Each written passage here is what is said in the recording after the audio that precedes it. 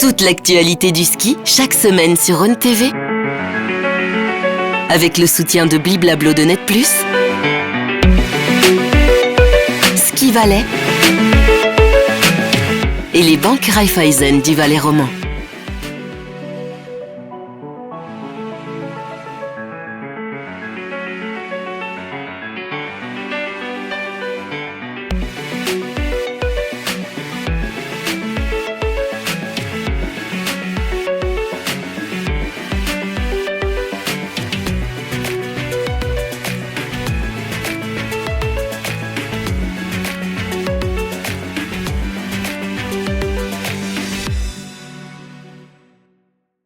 Bonsoir à toutes et à tous, bienvenue pour cette 5e émission de l'après-ski.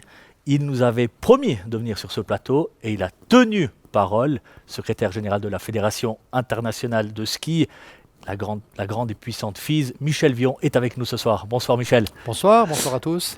Et à ses côtés, un visage connu sur notre plateau, l'ancien entraîneur de Coupe du Monde, Patrice Morisot. Hello Patrice. Salut. Et avec nous ce soir pour m'accompagner, pour animer ces débats qui seront très passionnants. Johan Taché. Et animés surtout. Salut Greg. Effectivement, ça va être une émission spéciale. 4 thématiques nous allons aborder. Crans-Montana 2027, évidemment. Zermatt et le fiasco de la saison dernière. L'avenir du produit ski et le calendrier de la Coupe du Monde. Mais avant ça, le débrief du week-end. Eh oui, le débrief, et ça s'est plutôt très bien passé pour la Valaisanne Camille Rast qui a signé son premier podium en Coupe du Monde. Ça s'était déjà bien déroulé pour elle à Lévis où elle avait terminé 5e et cette fois elle a terminé 3e derrière Colturi et Mikaela Shiffrin qui s'est offert un 99e succès en Coupe du Monde. On écoute tout de suite la réaction de la Valaisanne. C'était pas une course facile, sur une piste qu'on ne connaît pas du tout, il a fallu s'adapter. Mais je suis très contente du travail que j'ai fait et comment j'ai réussi à mettre les choses ensemble pour que ça fonctionne aujourd'hui. C'est un sacré podium, c'était cool de partager un moment les trois ensemble. Mikaela était un peu surprise de nous voir en vol, elle a dit waouh, trop bien, des nouvelles sur le podium, donc c'était cool. Patrice, ce premier podium de Camille, c'est vraiment pas une surprise, c'est un premier qui va lancer une série de podiums d'après toi. Ouais, certainement. Je pense que c'est la première année où elle a vraiment une préparation qui a été optimale pendant l'été. Alors nous, on est super fiers, clairement. Grima Zinal comme sponsor de Camille. Et puis, c'est une fille qui était déjà très forte jeune, qui a eu beaucoup de blessures et d'ennuis physiques. Et puis là, maintenant, elle arrive gentiment au sommet de son art. Et puis, on la voit vraiment dans les parties raides très forte. Et puis, dans les plats, elle avait encore quelques lacunes. Et puis là, elle a vraiment bien corrigé pendant cet été. C'est une fille qu'on verra de toute façon sur le devant de la scène toute la saison. Shiffrin qui était un peu surprise de la voir sur le podium, elle le dit Elle l'a dit après la course. Non, mais Camille, ça fait des années quand même qu'elle était très forte, très jeune, et après avec sa mononucléose, avec ses blessures, c'est clair que ça l'a retardé un petit peu. Elle a que 25 ans, ça fait un moment qu'on la voit, et maintenant depuis une année, depuis qu'elle est rechangée de matériel, retournée chez Ed, ça a quand même bien aidé, et puis elle a fait déjà une saison passée qui était vraiment très intéressante, et puis là on la voit vraiment bien venir maintenant. Pour moi, j'espère qu'elle ait cette deuxième discipline avec le géant, plus ou moins au même niveau. Tu parlais des plats juste avant, c'est la séquence que tu as voulu analyser, la fin de parcours de Camille Rast en seconde manche.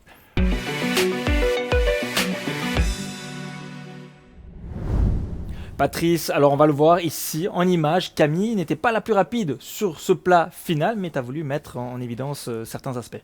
Pas la plus rapide, mais d'habitude elle était plutôt lente, donc là elle faisait partie quand même des meilleures, elle était chaque fois dans le top 10. Et pour moi ce qui est vraiment intéressant, c'est ses appuis courts. On la voit vraiment avec une très bonne position, proche des piquets, et puis si on laisse aller un peu, on voit cette possibilité. Elle a pris vraiment, je pense, du gabarit un peu de puissance, elle est capable d'être très courte sur ses appuis. Et c'est ce qui fait la différence maintenant chez Camille. Elle est capable maintenant de monter sur le podium. Et c'est ce qui a montré vraiment une aptitude absolument incroyable. On la savait rapide dans les plats, dans les parties raides. Et puis là, maintenant, elle est capable d'aller vite dans les plats. Et encore une belle marge de progression. Ouais, je crois que quand on est sur le podium, on espère encore aller plus haut. Maintenant, c'était 3e, 2e. Et puis aller chercher cette première victoire quand peut-être Shiffrin serait un petit peu fatigué. Et le lendemain, le Français Clément Noël qui a doublé la mise, puisqu'il était déjà vainqueur à Lévis. Il a remis ça à Gourguel en devançant Jacobsen et Magras. Michel, ça doit te faire plaisir de voir ce Français qui cartonne en début de saison. Oui, je ne devrais pas dire ça parce que bon, c'est vrai que je suis français, mais Clément, donc, on l'a vu venir quand j'ai passé mes 11 années à la présidence de la Fédération française. Donc on l'a vu éclore, on l'a un peu managé quelque part. Donc de voir Clément revenir à son très très bon niveau, parce que le niveau il l'avait déjà. L'année passée c'était un petit peu moins solide, avec des bons podiums mais pas de victoire. Et puis comme Patrice l'a dit là, c'est celui qui tourne le plus court au piquet, des virages très serrés, toujours en hauteur, et donc avec un style très aérien.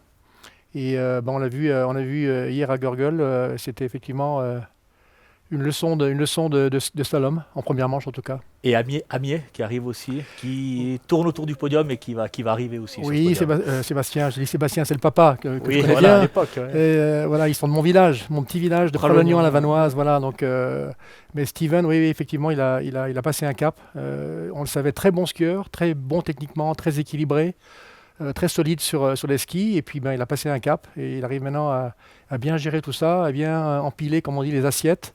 Et à la fin, ça fait un très très bon skieur. 6e à Lévis, 4e à Gurgel.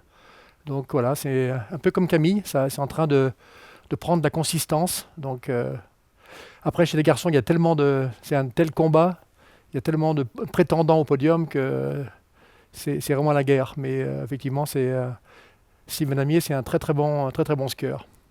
Effectivement, il y a énormément de concurrence dans le slalom masculin, dans le clan suisse. On doit se contenter d'un top 5 pour Loïc Meyer, une 5e place. C'est le seul athlète suisse qui se classe parmi les 10 premiers.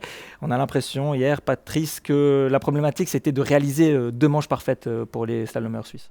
Voilà, je ne sais pas si c'était vraiment possible de faire 2 manches parfaites. Je crois que les Suisses ont eu quelques problèmes avec leur matériel.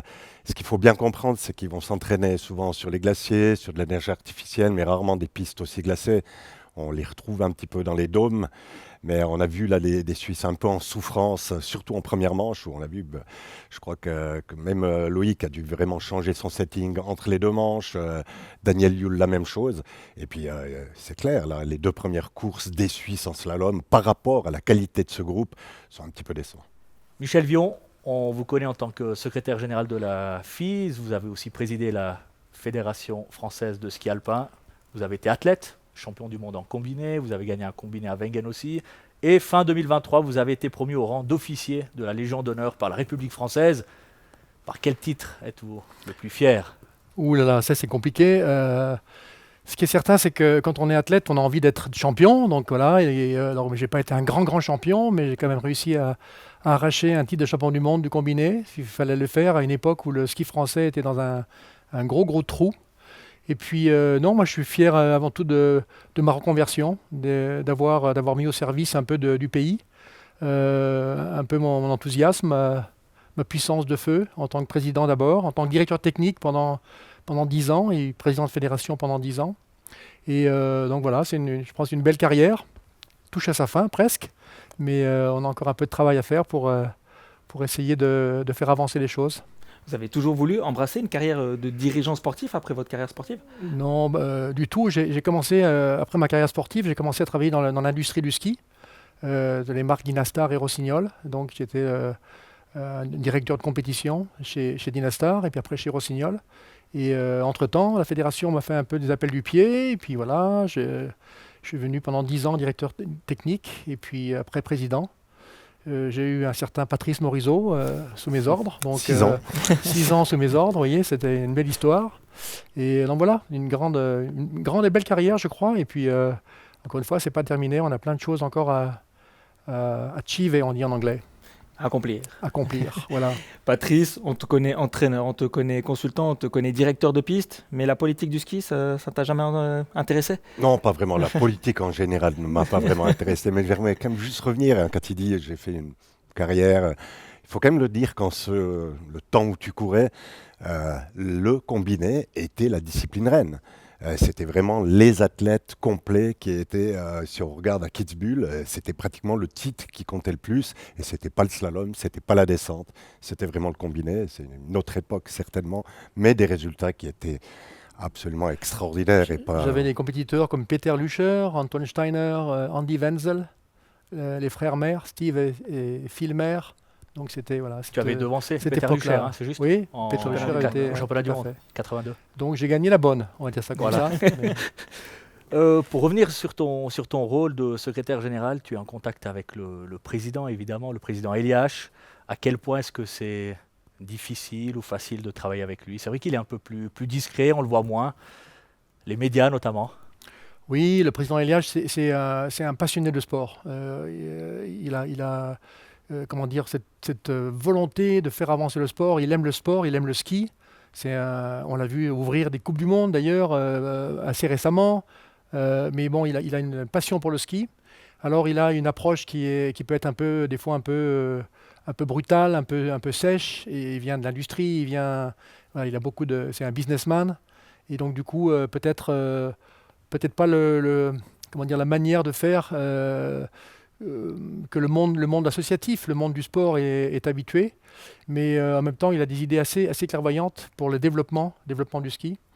Et moi, c'est ça qui m'a intéressé, je ne le cache pas, quand il m'a demandé de devenir secrétaire général. J'ai accepté assez rapidement parce que je trouvais que c'était le moment. On a toujours dit la FIS, c'était la vieille dame, la vieille institution, un peu fatiguée. Et donc, oui, il a remis un peu d'élan, alors peut-être un peu trop à la vie de certains.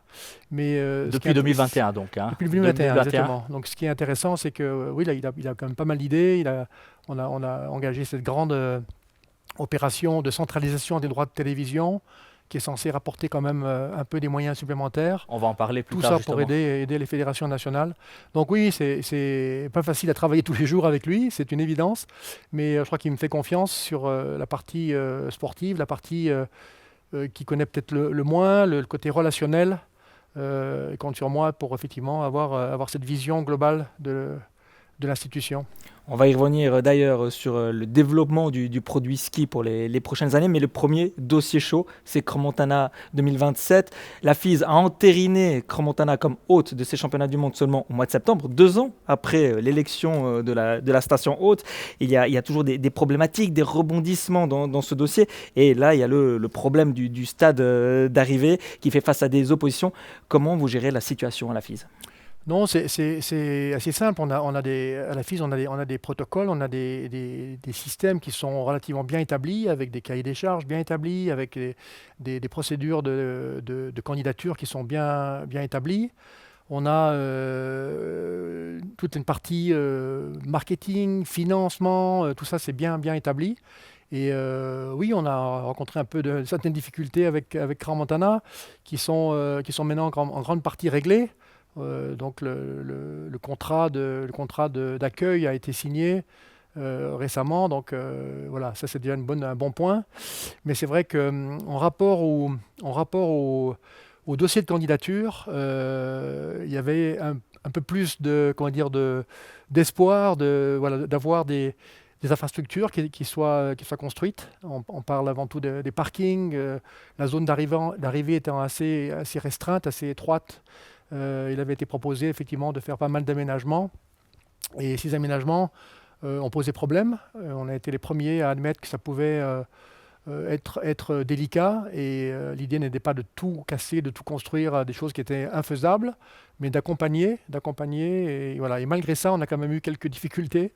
Et voilà, maintenant il y a des opposants, donc attendons à voir. Cela vous inquiète ces oppositions ? On a donné un peu le temps au temps. On va laisser comment dire, les administrés, les responsables, mais on va suivre ça de près parce qu'effectivement ça vient s'ajouter à quelques tensions entre la station, l'organisateur Swisski et la FIS.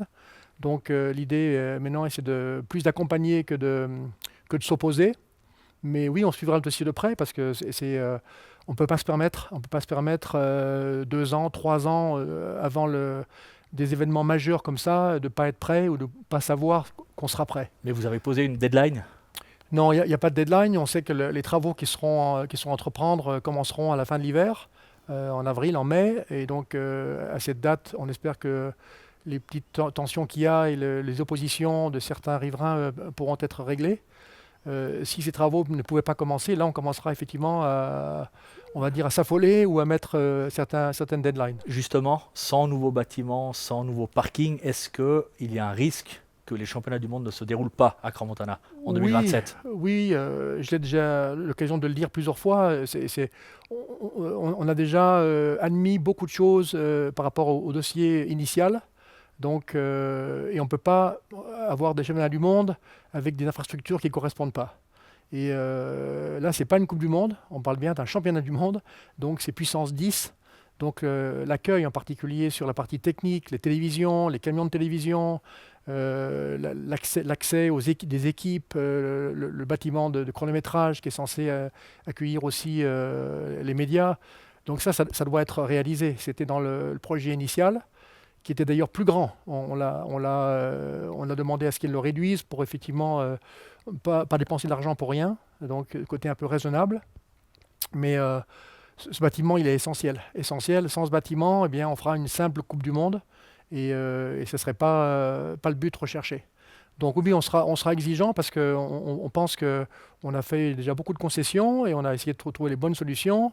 Moi, je me suis personnellement impliqué beaucoup dans ce dossier et pour le coup, maintenant, on doit avoir au moins à minima cette zone d'arrivée qui soit bien construite avec un beau spectacle à la fin. Vous avez déjà un plan B si ça ne devait pas jouer? Non, il n'y a pas de plan B, mais il y a très rapidement un plan B qui peut se trouver s'il fallait. Mais il n'y a pas de plan B pour l'instant, on fait confiance, on est dans une relation de confiance. Et si jamais on devait s'apercevoir qu'on ne va pas y arriver, dans ce cas-là, on trouvera un plan B assez rapidement. Patrice, tu as longtemps travaillé comme directeur de piste à Crans-Montana.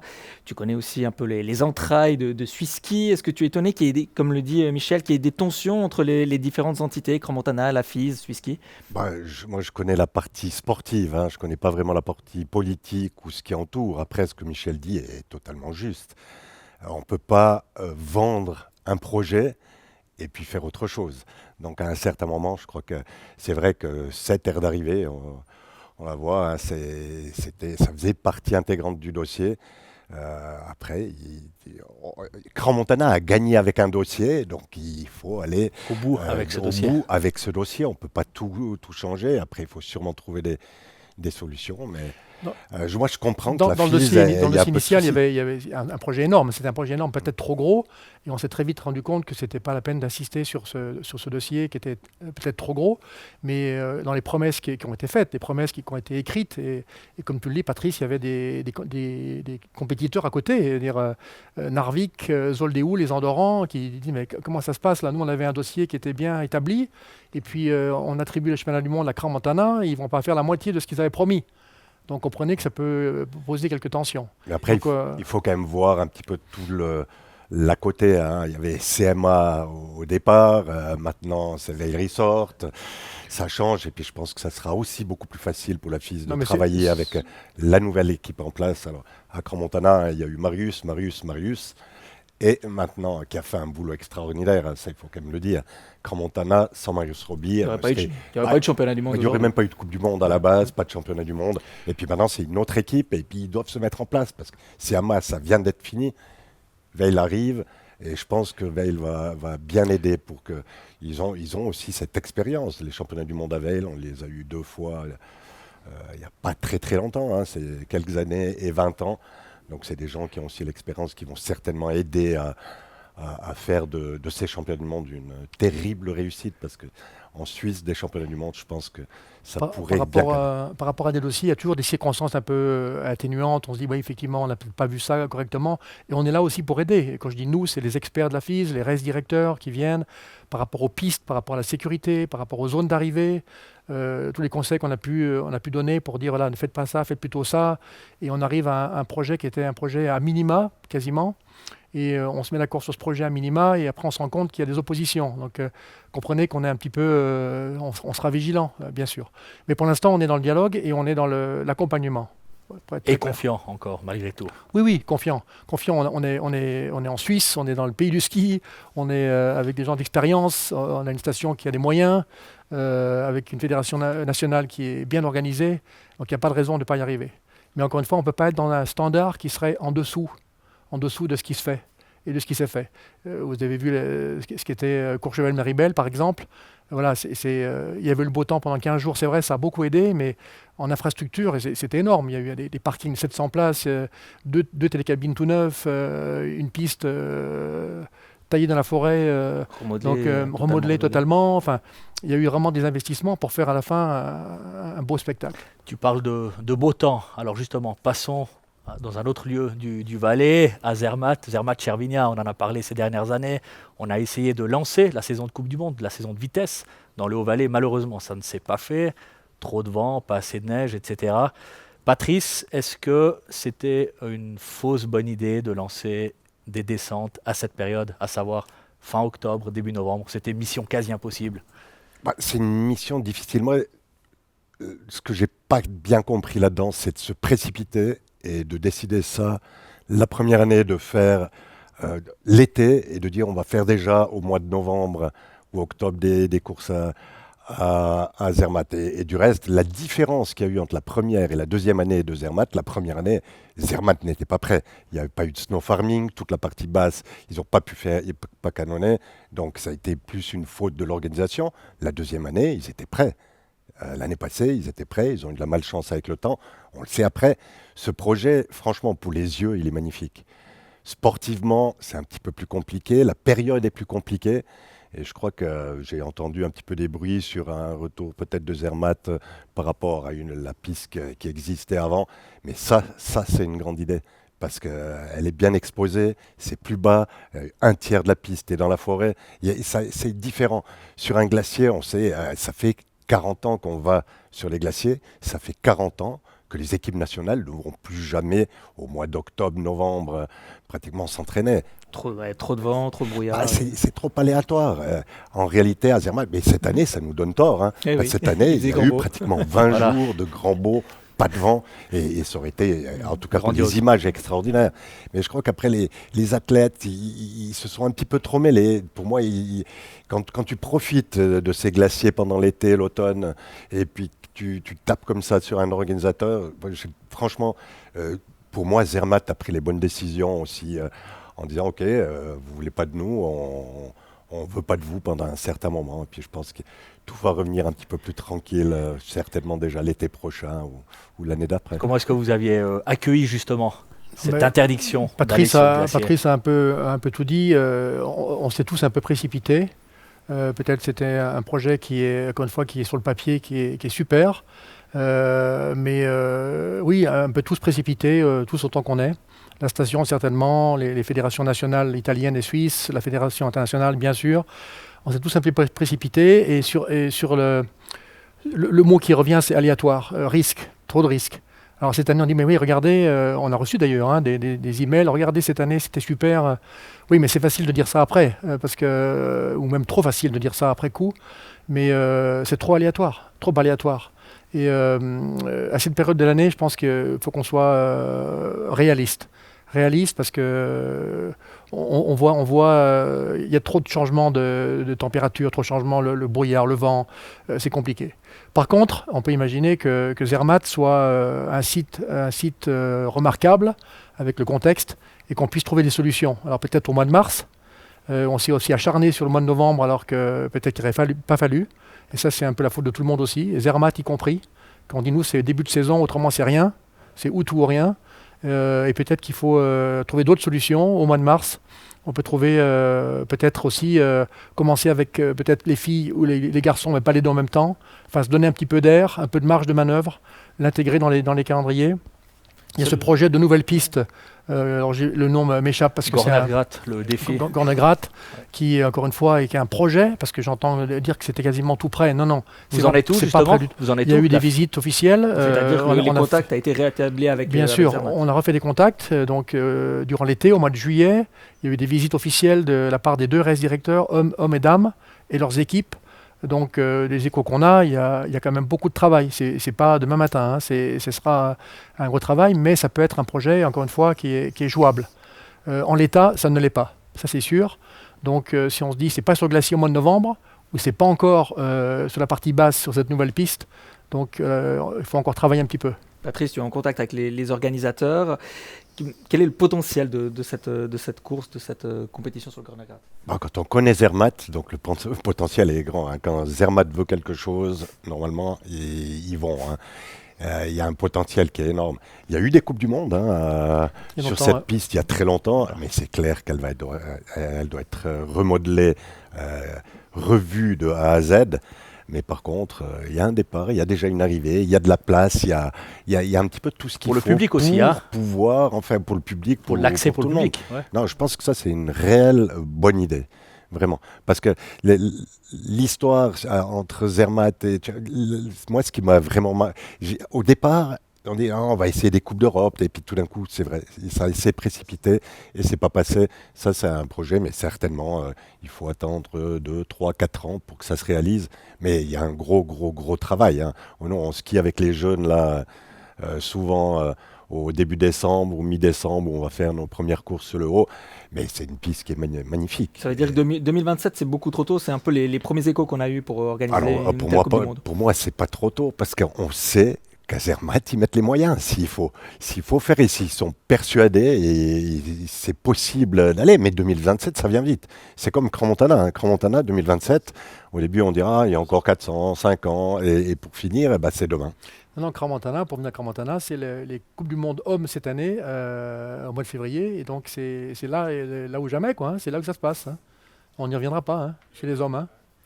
Donc, en termes de test event, voilà. On a l'impression que la FIS a vraiment besoin de Zermatt et que la réciproque n'est pas forcément vraie. Non, je ne suis pas sûr qu'on peut dire ça comme ça. Zermatt, on cherche effectivement des sites qui soient des sites iconiques, qui soient vraiment des sites. On parle de Saint-Moritz, de Kitzbühel, on parle de et donc on a besoin de ces sites-là et c'est logique. Donc on va dans les sites qui sont au-delà du sport, des sites connus, des sites qui représentent quelque chose. Donc Zermatt est définitivement fait partie intégrante de ces sites-là. Après, il faut pas se tromper de challenge. Encore une fois, il y a des standards, il y a des aménagements à mettre en œuvre, il y a de la sécurité, alors on n'est pas inquiet sur le pouvoir d'accueil de Zermatt, zéro souci en termes de logistique, d'hôtellerie, de moyens financiers, de tout ce qui va autour. Mais il faut que la piste soit au standard. Encore une fois, standard, ça veut dire ni trop dangereuse, ni trop facile, ni trop étroite, ni trop exposée aux avalanches, ni trop... et on peut sauter le train, mais on ne peut pas sauter le train sur 100 mètres de long. Il faut aménager ça de la bonne manière. Et des courses à la fin mars, début avril, l'intérêt, il existerait? Pour moi, je crois que c'est là que la FIS ou le ski alpin doit se réinventer un petit peu, parce qu'on est quand même, et on doit l'accepter, un sport mineur. Et on est capable certainement de devenir un sport un peu plus important. Mais pour ça, il n'y a pas beaucoup de sports. On n'a que 4 mois de compétition sur 12 mois. C'est 8 mois de travail pour 4 mois de compétition. Et là, certainement, il y a des choses à aller chercher. Et puis, juste pour finir sur Zermatt, parce que Zermatt, c'est maintenant Franz Julen, qui est un grand ami de longue date de John Eliash. Donc, certainement qu'il y a aussi des une amitié, des acquaintances qui font que Zermatt est quand même assez proche de la FIS. On est tous amis avec François Julen. Certains athlètes disaient qu'il faut aller en avril, il y a de la neige en avril. Ok, c'est super, il y a de la neige en avril. Peut-être qu'à Zermatt, c'est bien parce qu'on est en altitude et tout ça. Il faut qu'on soit très prudent par rapport à ça. Parce que l'intérêt du ski, à partir du 20 mars, il n'y a plus aucune télévision qui prend le signal. C'est très clair. On nous l'a déjà dit. Donc il faut qu'on arrête de rêver, d'imaginer qu'on aurait des courses en avril, parce qu'elles ne se feront pas, pour des raisons économiques et de diffusion. Donc fin mars, c'est déjà... on parle de 25 mars, on l'a vu l'année passée à Saalbard, pour les finales à Saalbard. On est limite de la neige, on n'est pas en altitude à Saalbard, mais on est limite de la neige, limite de l'intérêt. Le vélo a commencé, le football a repris, la Coupe la Ligue des Champions, beaucoup de concurrence. Et à mon avis, on se tromperait de combat si on voulait aller trop loin en saison. Allez, on a compris, c'est un dossier qui est chaud bouillant. Et on en a encore 2 qui vont suivre dans cette émission. Mais d'abord, une petite page de publicité.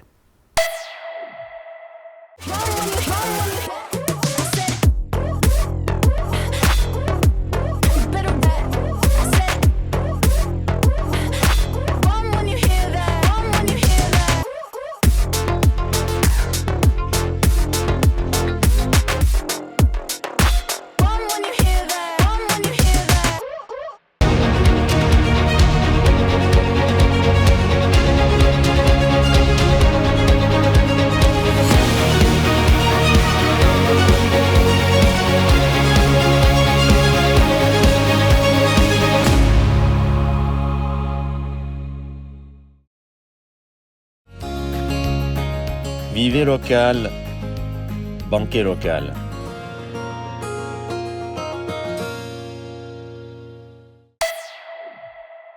On a parlé de Zermatt et sa place de calendrier. Le calendrier, justement, c'est une thématique récurrente chaque année. Trop de voyages, trop de courses, trop de blessures. Les polémiques et les critiques se multiplient. Des efforts ont été consentis, notamment cette saison, pour alléger le calendrier. Il n'y aura plus 3 courses de vitesse, par exemple, lors d'un même week-end. Michel, qu'est-ce qu'on peut encore faire davantage pour améliorer ce calendrier et le confort des athlètes? Trouver un peu d'aération entre les compétitions. On a laissé pour les filles un week-end de libre avant les championnats du monde, par exemple. Pour les hommes, ça sera avant les classiques. On a essayé d'être cohérent sur le mois de mars avec une tournée scandinave qui fait qu'on est en Scandinavie et on ne fait pas des allers-retours avant d'aller au final aux États-Unis. Enfin, voilà, tout ça pour dire des petites choses qui fait que je peux dire que cette année, l'hiver qui commence là, tout le monde était quasiment unanime pour dire que c'était quand même pas si mal que ça. Il y a encore des critiques? Il y a encore quelques critiques parce qu'effectivement on peut aménager encore des choses. On était à Zolden, on monte à Lévis et on revient à Gorgel. Ça il faut l'ajuster, mais on sait qu'il y a de la neige en Finlande, il n'y en a pas encore en Autriche assez, et c'est compliqué de vouloir faire des courses alors qu'on va là où la neige est. Mais autrement, on est sur la bonne pente. Combien y a-t-il de stations qui sont en attente, par exemple, pour accueillir une Coupe du Monde? Une dizaine, et avec des pays qui sont méritants, qui veulent faire. Je pense à Zoldeu, Andorra, qui veulent faire, parce que chaque fois qu'on était là-bas, c'était super, des compétitions super, une ambiance super. Les pays de l'Est, Bulgarie avec Bansko, un super organisateur, Et ça nous laisse aucune marge de manœuvre pour aller en Chine un jour, pour aller au Japon quand on doit y aller. Vous voyez, c'est compliqué. Le jour où on va au Japon ou on va en Chine, une tournée de 15 jours, au détriment de qui? Alors on ne va plus en Norvège, on ne va plus en Suède, on ne va plus en Suisse, on va où? Et vous voyez, c'est du fine-tuning. Donc on privilégie quand même les pays traditionnels. On privilégie les 80% des stations qui ont l'habitude et qui ont le standard pour faire une Coupe du Monde. Autre facteur à prendre en considération, le dérèglement climatique. On le voit de plus en plus. Est-ce que des stations qui sont organisatrices aujourd'hui vont disparaître, tout simplement? On a déjà effectivement écarté certaines stations. Je pense à Maribor, par exemple, des stations qui sont de basse altitude, où là on a dit on ne va plus. Zagreb, par exemple. Ouais. On a dit à Zagreb, peut-être on retournera à Zagreb. Entre-temps, le télésiège s'est effondré avec une tempête, mais le jour où on ira à nouveau à Zagreb, parce que Zagreb est un bon organisateur, mais on n'ira pas le 4 janvier, on ira le 4 février. Donc essayer de trouver les bons ajustements. Je pense à Adelboden aussi, qui était le premier week-end, souvent très très tôt au mois de janvier. On a essayé de repousser un maximum d'une semaine, et cette année ils sont le 11 et 12, donc janvier, histoire de laisser un peu plus de marge de manœuvre. Mais on sait qu'il y a certaines stations, on va dire, suivant les pays, en dessous de 1000 mètres, ça va être compliqué. L'avenir, c'est les stations de hautes altitudes, justement, comme à Zinal, par exemple. Non, c'est exactement le problème. On n'a pour l'instant pas le standard. Non, mais c'est clair qu'il y a des grandes discussions. Crans-Montana, moi j'ai travaillé maintenant 9 ans, tout le temps avec des courses fin février. Très compliqué. Début mars, c'est très très compliqué. Quand certaines années, l'année passée, on se lève le matin à 4h, 4h30 le matin, il fait déjà 10 degrés dans l'air d'arrivée. Pour arriver à faire des courses, c'est compliqué. Et là, c'est clair qu'il faut continuer à travailler, de choisir les stations par rapport à l'altitude, par rapport à la qualité, à l'ensoleillement. Il y a plein de choses. On parle des finales donc fin mars, pas début avril, mais fin mars. On sait que ce sera où en altitude. Alors on parlait de Zermatt, ou autrement c'est Scandinavie ou Amérique du Nord. C'est pour ça qu'elles n'ont pas lieu à Crans-Montana, justement. C'est aussi simple que ça. En 2026. Voilà. En 2026. Ouais. Exactement, les finales ne peuvent pas avoir lieu à Crans-Montana parce que fin mars, ça ne marche plus à Crans-Montana. Et ce n'est pas les seuls. On l'a vu encore à Svalbard l'année passée. C'est toujours limite. Voilà. On peut imaginer peut-être un calendrier sur l'ensemble de l'année avec l'Amérique du Sud durant la période estivale, sachant que toutes les équipes vont s'entraîner dans l'hémisphère sud. C'est des options, ça a déjà été fait. Il y a une vingtaine d'années, on avait été faire des courses à Las Vegas. C'est des choses qui commencent à nouveau à nous être mises sur la table. Certains athlètes nous ont fait part de ce souhait-là. Toutes les équipes sont là-bas plus ou moins, mais là-bas ça veut dire quoi? Entre Portillo et Ushuaia, c'est 2000 km de distance. Oui, donc puis il y a la oui, Nouvelle-Zélande. on est là-bas, mais Plein de- on est au sud. Pour nous, on est au sud, mais attention aux distances. Et tu as raison de dire Nouvelle-Zélande, Australie. Mais au-delà de ça, il y a aussi un peu des standards. Et puis, comme je le disais par rapport au mois d'avril, il y a aussi l'intérêt. Est-ce qu'on vend du ski le 11 septembre ou le 18 septembre dans notre hémisphère nord? Je ne suis pas sûr qu'il y ait beaucoup de demandes. En tout cas, pour l'instant, au même titre qu'au mois d'avril, on n'a aucune télévision qui est preneur. Aucune télévision. Donc ça clôt le débat pour tout le monde. On peut parler pendant des jours et des jours de remettre ces compétitions en hémisphère sud. Pour le moment, il n'y a pas de solution. Donc il n'y aura pas de calendrier de Coupe du Monde sur une année civile. On ne sait jamais, il faut jamais dire non, on peut imaginer des choses, hein. Mais il faut financer ces Coupes du Monde en hémisphère sud. Les équipes sont là-bas, c'est super. Le jour où elles sont là-bas pour des courses, ça sera le pays organisateur qui devra payer les déplacements. Et là, c'est encore pas gagné. On parle de 3-4 millions d'euros de transport, uniquement de transport. Et puis après, il faut une télévision qui nous couvre ça. Et donc, pour l'instant, ce n'est pas le cas du tout. Ouais, on a eu des Jeux Olympiques en 2018 et en 2022 en Asie, mais on a les compétitions de Coupe du Monde, elles sont inexistantes. Est-ce qu'on va revenir à moyen terme en Asie avec des courses au Japon, en Chine? C'est bien le projet. Le Japon est un pays important pour nous. Le Japon, pour l'instant, ils ne sont pas prêts. Il n'y a pas de stations qui sont preneurs et qui veulent investir et qui veulent se positionner. Encore une fois, sur les calendriers à 2 ans, si jamais ça avait été le cas, on aurait été en difficulté parce qu'il aurait fallu sortir quelqu'un pour mettre le Japon. Et on ne va pas en Asie pour un seul week-end, on y va pour 2 week-ends. Pour que le transport soit... Donc ça serait Japon-Chine. Pour l'instant, la Chine, pareil, il n'y a pas de candidat réel. Quand on parle de Chine, on leur demande d'avoir des pistes éclairées pour que la retransmission puisse se faire pas à 4 heures du matin. Donc c'est aussi un problème. Donc des courses nocturnes, 18h, 19h, 20h, qui permet d'avoir des courses à 9h, 10h le matin en Europe. Donc tout ça, c'est à prendre en compte. Mais oui, bien sûr que l'Asie est important.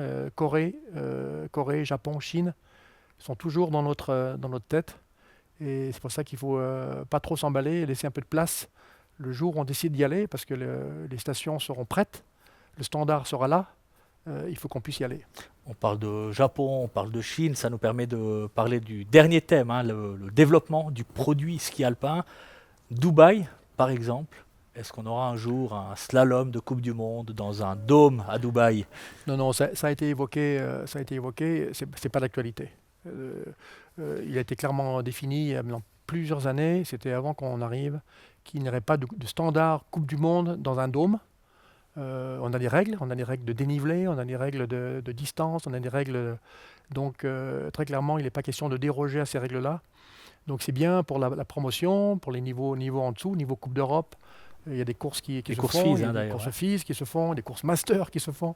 Mais au niveau Coupe du Monde, il n'est pas du tout envisageable, en tout cas pas pour l'instant, à moyen terme, d'imaginer des courses indoor. Tu ne serais pas fan, Patrice? Moi, je suis déjà pas très fan de l'entraînement sous un dôme parce qu'il fait froid. Mais tu peux aligner les piquets. Ah oui, des bonnes conditions. mais pour les jeunes, c'est très très bien. Mais des coups, je sais pas, déjà, tu mettrais où les spectateurs? Devant un écran Devant géant. un écran, mais oui. Maintenant, ils ont construit une halle absolument incroyable à Shanghai, mais qui est plus un parc d'attractions que... Non, faut pas qu'on se trompe de combat. Faut pas qu'on se trompe de combat. Et encore une fois, on peut faire plein de choses pour développer le ski, y compris à Dubaï ou à Shanghai, mais sans y mettre nos produits phares, qui est la Coupe du Monde. Pourtant, il y a des courses FIS qui sont organisées, d'ailleurs, qui font office de Qualification olympique pour les petits pays. C'est très bien, c'est parfait. Qualification pour les Jeux Olympiques dans ces dômes pour les petits pays, c'est une très bonne idée. Là, Et facile à organiser. On est dans le développement pur, mais on ne peut pas mettre un standard de Coupe du Monde dans des dômes comme ça, c'est pas possible. Non.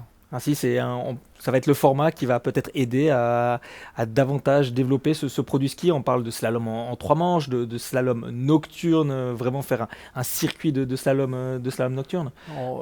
Encore une fois, il y a un circuit Coupe du Monde qui est bien établi. On a déjà trop de courses. On ne peut pas en rajouter encore une fois des formats, des standards. Par contre, ce qui est certain, c'est qu'on le voit même en Europe, hein, avec des pays, les Belges, ils s'entraînent beaucoup en indoor, les Anglais aussi. Et on voit que le dimanche, il skie bien en Coupe du Monde. Sur Donc une c'est- discipline. Oui, sur une discipline, on est d'accord, Patrick. Mais sans ça, Ouais. peut-être qu'il n'y aurait pas d'Anglais et Non, tout à fait. pas de Belges. Et donc, il faut tout prendre. Mais encore une fois, le niveau Coupe du Monde, c'est un standard, c'est un produit qu'il faut mettre en avant et on ne peut pas le dénaturer avec des pistes pas à la hauteur. Patrice, tu aurais peut-être une idée de format avec des descentes sprint en 2 manches comme cela il y a eu par le passé ou des slaloms en 3 manches qui ont été testés en exhibition à Crans-Montana? Mais je trouve que le format en Coupe du Monde est franchement pas mal. Souvent, quand on a cherché des nouveautés, on s'est plutôt trompé que rassuré. Donc, quand on voit des images, là, quand on voit Schladming, etc., je crois que là, le format est quand même proche de la perfection. Pour moi, le problème, il vient d'ailleurs. Le problème, il vient, c'est que c'est difficile de vendre ce sport maintenant à des jeunes, parce que ces jeunes n'ont plus de place pratiquement. Les skieurs skient beaucoup plus longtemps, les bons restent pratiquement jusqu'à 40 ans, voire plus, Peu d'ouverture. et ça bloque énormément les jeunes. Et pour moi, pour que le ski se développe plus, il faut qu'on investisse beaucoup plus à la base. À la base, c'est déjà le deuxième niveau, les Coupes d'Europe. Les Coupes d'Europe, ça passe complètement inaperçu. Donc si on veut que le ski alpin continue de grandir, il faut qu'avec la Coupe d'Europe, on ait quelque chose d'intéressant. Pour l'instant, la seule chose valable en Coupe d'Europe, c'est que les 3 premiers à la fin de la saison, l'année d'après, On leur ils billet. ont une place en Coupe du Monde. C'est absolument débile. Parce que, non mais quand tu es en forme, c'est là que tu dois aller en Coupe du Monde. C'est pas une année après. Souvent, je pense qu'il y a un 20 ou 30% de ces athlètes se blessent entre-temps, n'ont plus vraiment ce niveau. On a vu chez les Autrichiens, quand ils étaient très très forts, beaucoup de coureurs venaient de la Coupe d'Europe, ils n'ont jamais réussi à vraiment exploser en Coupe du Monde. Et puis, quand tu as une équipe forte, la France l'a eu un petit peu en slalom. Ça revient maintenant. Ou en géant, il y a quelques années, la Suisse, on l'a eu, les Autrichiens l'ont eu. Des athlètes qui sont très forts. On a une équipe de Suisse maintenant forte, mais qui commence à vieillir. Et derrière, les jeunes de 18, 19, 20, 21, 22 ans, qu'est-ce qu'ils font? Ils arrêtent. Ils arrêtent le ski parce qu'il n'y a pas de débouché. Je suis entièrement d'accord avec toi, Patrice, sur le fait que le travail a commencé. On est en train de travailler, c'est pas nouveau, hein, on n'est pas attendu d'arriver avant de commencer ce travail, mais ce lien entre le niveau de la Coupe du Monde, qui est le produit phare et que tout le monde suit, et voilà, et le niveau développement, le niveau 2, Coupe d'Europe, pour prendre ton exemple, il est à retravailler. Mais juste pour vous donner un peu un ordre d'idée, si on dit on peut faire des accessions, les meilleurs de Coupe d'Europe, 15 jours après, il doivent être en Coupe du Monde, comme le biathlon le fait. Hein, il y a des périodes et on monte, on descend suivant le niveau qu'on a. Dans ce cas-là, il faut limiter le nombre d'athlètes en Coupe du Monde à 40, à 45. Donc ça veut dire en clair qu'on coupe 30, 35 pays qui n'auront plus accès à la Coupe du Monde. Ce qui pour moi ne serait pas un problème, mais on se coupe quand même de cette universalité un peu de cette Coupe du Monde. De dire Coupe du Monde limitée à 45, et les 5 meilleurs de la quinzaine d'avant en Coupe d'Europe puissent avoir accès, et les 5 moins bons de la Coupe du Monde redescendent en Coupe d'Europe. Ce niveau-là pourrait être la solution, mais ça passe par des décisions politiques et de dire clairement on se coupe de un tiers des pays, souvent des petits pays, mais qui ont 1 ou 2 bons athlètes, qui sont là et qui veulent jouer. Et cela rendrait un peu aussi de l'attractivité à la Coupe d'Europe, parce qu'ils devraient gagner leur place via On la est Coupe tout à fait d'Europe. d'accord, mais les ils doivent deux y gagner leur gagneraient. place, Les deux et y ils gagneraient. doivent aussi gagner leur vie. Parce que, je vais te poser une question quand même. Combien tu penses que le prize money est en Coupe d'Europe, slalom, pour les 5 premiers? Alors La totalité. Déjà qu'il n'est pas En élevé Coupe du encore Monde, en ouais. Coupe du Monde. Oui, mais en On y Coupe du Monde, il est quand même à 100 000 francs et plus. Oui, oui. Il y a quand même, 144. il y a quand même un montant. En Coupe d'Europe, d'après toi, combien c'est? Allez, 5 000 francs. Eh ben, t'es beaucoup trop. C'est 1000. 2300 francs 2500. répartis. Sur les 2300 sur les 5 francs premiers. répartis sur les 5 premiers. Donc imagine ces jeunes qui ont 21, 22, 23 ans et c'est les parents. C'est difficile de faire crocher ces... On pourrait imaginer que la FIS même finance ces prize money pour les augmenter. La seule crainte qu'on pourrait avoir, Patrice, c'est que les meilleurs ou les moyens de Coupe du Monde redescendent faire la chasse à la prime au niveau de la Coupe d'Europe. Bon, Vous mais voyez, ça, mais bon, ça, on peut l'ajuster. on Mais avait en Coupe c'est- d'Europe, hein, le top 20 ou 25 qui allait en Coupe d'Europe ne touchait pas touchez pas la l'argent, prime. hein, Ouais. si. On parle d'argent, justement. Si on prend l'exemple du tennis, un joueur qui se fait éliminer au premier tour d'un grand chelem gagne 62 000 euros. Clément Noël qui a gagné le premier slalom à Lévis et à Gourguel, il gagne, c'est quoi, 40, Une trentaine ou une 35. 47 000 euros. Voilà. 35, ouais. On voit qu'il y a un problème. On est d'accord, on est encore considéré comme un sport amateur, qu'on le veuille ou non, parce qu'on est professionnel jusqu'au bout des ongles, mais en même temps c'est un sport amateur. Les tennisman qui se fait arrêter, qui se fait éliminer, arrêter au premier tour, il paye son hôtel, son entraîneur, son masseur, son kiné, son docteur, ce qu'on voudra, son attaché de presse. Et dans le ski, c'est encore des équipes nationales, plus ou moins, à par exception, qui financent. Clément Noël, il paye ni son entraîneur, ni son déplacement, ni son masseur, ni son technicien, ni rien du tout. Mais est-ce qu'il y a quand même... On a des systèmes différents qu'il faut faire. Bien sûr. Mais il faut rendre plus attractif ce produit du ski alpin. On est très clairement dans cette ligne d'augmenter. On le dit depuis 2 ans. Et là, c'est pour le coup, on parlait du président Elias tout à l'heure.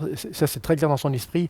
C'est qu'il faut qu'on augmente les price money. Qu'on augmente, c'est pas augmenter de 20 000 francs suisses, c'est des augmenter de doubler ou tripler. Alors, on ne sera jamais comme le tennis, on le sait bien, mais au moins d'avoir, à un moment donné, quand on touche le chèque, il y a au moins 6 zéros dessus, quoi, voilà. Et quand je dis 6, peut-être pas 5, 5 zéros. Mais au-delà de ça, c'est vrai que ces price money, ça passe aussi par le produit qu'on met, qu'on vend. L'attractivité. Qu'il soit plus attractif. Ouais. Il faut qu'il soit peut-être mieux filmé, mieux télévisé. Vous avez vu les programmes qu'on a fait sur l'affichage, sur les drones, sur la manière de le rendre un peu attractif. Et puis après, il faut surtout que les télévisions payent. Voilà. D'où la centralisation, d'où tout ça. C'est tout un lien. On sait que ce produit centralisé, vendu centralisé, va rapporter beaucoup plus, en tout cas bien plus que ce que actuellement chaque pays individuel peut toucher. Merci beaucoup pour toutes ces réponses intéressantes. Hein, mais c'est pas fini, Michel. On a une tradition dans l'après-ski, c'est les questions du tac au tac. Est-ce que tu es prêt? Oh là là, ça va être dur, mais on va quand même essayer. Ça va. Allez, organisé ou bordélique? Organisé. Crans-Montana ou Zermatt? Oula, Zermatt. Suivre des mondiaux en tribune ou dévaler les pistes à Megève? Les mondiaux en tribune. Vitesse ou technique? Technique. Après ski de folie ou soirée tranquille au coin du feu? Après ski de folie. Intéressant. Marco Odermatt ou Alexis Pinturo? Ouh là là, compliqué. Joker. Je sais pas si on pas Joker. On accepte ou... Non, sur la qualité comme ça, Marco Odermatt. Vous avez dit que vous étiez très organisé plutôt que bordélique. On a lu en quelque part que vous étiez même très organisé avant les courses. Vous prépariez vos valises. Ouh là là, oui, mais ça, c'est il y a longtemps. Quand j'étais athlète, c'était par peur de la chute ou de ne pas rentrer dans ma chambre d'hôtel pour... donc le matin, en partant à l'entraînement ou lors des compétitions, j'avais mon sac qui était prêt. Au cas où, j'allais directement à l'hôpital. Donc j'avais mon sac prêt pour pas que mon copain de chambre ait à faire la valise. D'accord, voilà. ok. Donc, mais oui, relativement organisé, relativement cartésien. On a une dernière question de l'une de vos proches collaboratrices. Salut Michel, c'est Charlotte. Salutations de Gergel. J'espère que tu vas bien. Alors moi j'avais une question pour toi aujourd'hui. C'est vrai que on t'entend souvent parler dû à ta position à la FIS, mais moi c'était plutôt une question sur l'amour du sport. Parce que je crois que les deux on a eu une carrière, la tienne un petit peu avec plus de succès que la mienne, mais je pense que l'amour pour le sport, la passion qu'on a, elle reste intacte, elle évolue.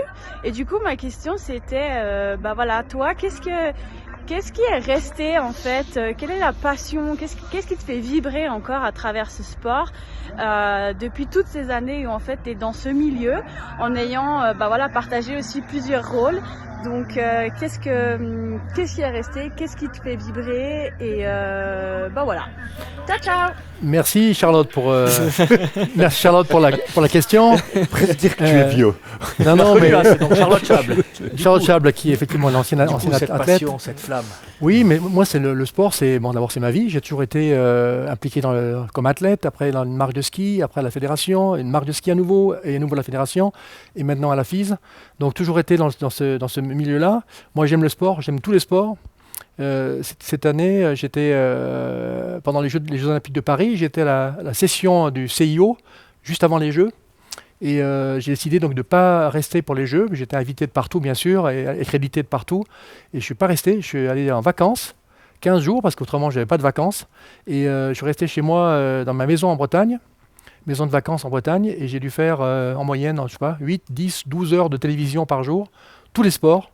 J'aime le sport, Et j'étais pas à Gorgueul le week-end dernier, mais j'étais devant ma télévision. Et pour un peu qu'il y a des athlètes qui me plaisent bien, et j'ai le cœur qui bat, de les voir au départ, est-ce qu'il va pas tomber, est-ce qu'il va pas faire une faute, alors quand c'est un Français copain comme Sébastien Amier qui vient de mon village, forcément, je vis encore, alors que je suis carrément sorti de ranger des baskets, comme on dit, je suis sorti du jeu, C'est le rôle du mais fan. je suis fan. C'est pour ça qu'on voit très très souvent sur les compétitions de Coupe du Monde d'ailleurs. On essaie d'être très souvent sur les compétitions, pas tout le temps. Là, je vais surtout au parc l'Alpin, je vais monter en Finlande dès demain pour voir l'ouverture du ski nordique, soit ski combiné nordique et ski de fond. Je serai sur le ski cross à Val Thorens la semaine d'après, et voir toutes les disciplines, essayer de motiver les troupes. J'aime bien, on dit manager ou m'occuper des équipes, du personnel de la FIS, les montrer qu'on est là, on les soutient. C'est eux qui font le travail, c'est eux qui sont sur le terrain, c'est eux qui font les épreuves. Et nous, on est là pour avoir une vision globale. Et ne serait-ce que d'être là, de les supporter, de voir que leur chef s'intéresse à eux, à ce qu'ils font. Et à la fin, je dis toujours, ce qui compte, c'est délivrer. On doit délivrer. Notre mission, c'est de délivrer. Quand on est dans un club, on doit délivrer des jeunes. Quand on est à se développer, à se former, à s'éduquer. Et quand on est en équipe nationale, on doit délivrer des résultats et le drapeau qui est là. Et quand on est à la FIS, on doit délivrer des événements. Eh bien, merci Michel, merci beaucoup Patrice aussi. On arrive déjà à la fin de cette émission. La semaine prochaine, on retrouve Daniel Yule qui sera présent sur ce plateau. Mais avant... On va se quitter en musique avec une chanson choisie par vous, Michel. You Know I Can Come Back de Noël Gallagher. Voilà, c'est un des chanteurs rock que j'aime bien. Noël Gallagher, allons-y. Oasis, en plus, qui va faire son retour. Magnifique. On se réjouit. Merci, messieurs, pour cette soirée. Et on vous souhaite à toutes et à tous une très belle semaine. Bonne soirée.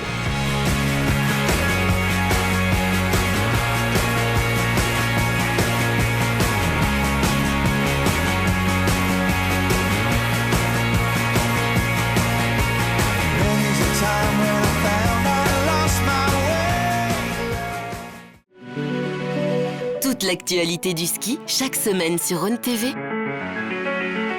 Avec le soutien de Bliblablo de Net+, Ski Valais et les banques Raiffeisen du Valais roman.